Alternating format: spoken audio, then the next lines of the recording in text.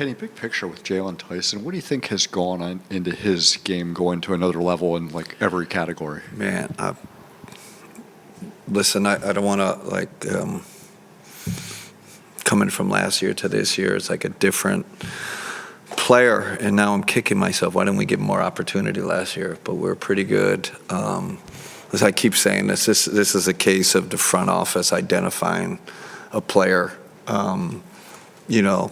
He obviously at Cal had a big role in ball handling, and we're starting to see that now.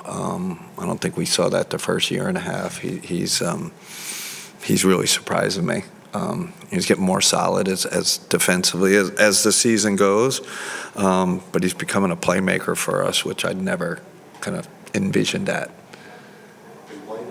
What do you expect? What are your early expectations? What his role could look like moving forward? I know. I still got to figure it out. I mean, James is gonna obviously manipulate stuff, but Jaylen, he can play like a big. He can play in that half role, which is so important in the NBA. He can set screens and roll, and Jaylen's going to do whatever you ask him. But again, it's nice having a wing creator like he is right now. I don't see why that should go away, even when James is in the fold. Chris. Hey, Kenny. Chris. What did you sense from the team from the outset tonight? Man, we just great competitive spirit. I mean, we were all over the place. We had 2 days in between. You can see we had some rested legs, but I just loved our defensive activity, our defensive intensity. I think that was the difference in the game. You mentioned at pregame that the trade deadline often creates mixed emotions, but you are adding a future Hall of Famer, James Harden. Yeah. What kind of emotional, psychological boost does that give to a team this time of year? Yeah, I think it gives you confidence, right? And it also says, it's a statement to the players and the coaches, by ownership and front office, that we're doing everything in our power to get this team to the mountaintop. Just take some real gumption, real fortitude, real strength in what you believe to take a swing like this. And I just Dan's always been that way. I think we know Kobe is obviously a risk taker and goes for it.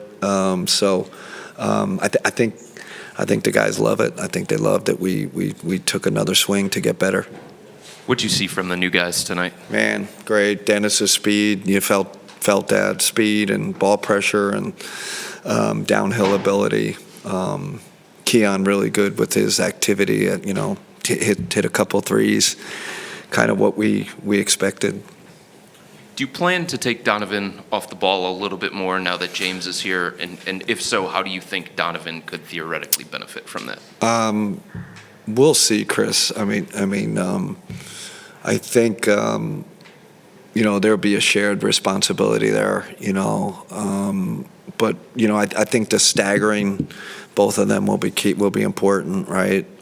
Where Don will be the main ball handler then. Obviously, James will be the main. But like I said pregame, I think when you got two talented guys like them, and the IQs are super high, I could see us finding the right balance in terms of ball dominance. Hi, Kenny. Yes. Dennis was 5 years old when you were playing in Braunschweig at the time. I don't even know if you were aware of that. He's from there, and I just want to see what you expect from him in his new role, and also do you see a dynamic where James and Dennis could play at the same time? I think I see his role similar to what we saw tonight. Obviously the defensive pressure and the downhill ability. But absolutely, I could see him and James playing together. I could see him, James, and Donovan playing together. You remember when Dennis was in Oklahoma City and they had the three-guard offense. he can guard bigger guys because he's so active and he's so long, as you know. But it's real irony, right? Like Dennis from Braunschweig, I played there. I mean, we have this shared history, right? It's really cool how it's kind of come full circle. Coach, what's the key to incorporating James over the next two? You got 2 days before another game. Got a non-practice day, a practice day. Like, what's the game plan? Yeah, for him? unfortunately, tomorrow we're not practicing. I mean, it's fortunate for the guys, the coaches. But James he'll get some work in tomorrow. But listen, we did it with Dennis and Keon, and in one practice we basically put in our the framework of our offense. We'll walk through the what our defensive coverage is, but I think James, I don't anticipate any issues with him picking it up in a day or two. And you've coached some great scorers in all your stops. How do you incorporate him and Donovan in a way that maybe what I saw at Golden State, what I saw at Brooklyn, is there anything that you might lean on from the past that could help you get those guys to work well together? I'm going to lean on James and Donovan. Right? We're going to sit down. We're going to hash it out. I think those guys, that's how I usually work with the best players. What do you guys see? How is this going to work? Don, how much you want to be off ball, how much you want to be on ball. James, same thing. But we're going to lean into their strengths. I have been watching James for a long time, so I think I have a pretty good grip on what he's going to bring to the table. But we'll see. We also we're a pretty deep team too, so we have a lot of off-ball movement, a lot of shooters off the ball. So we're definitely gonna have to go to a little bit to the drawing board and kind of shift a little bit what we're doing.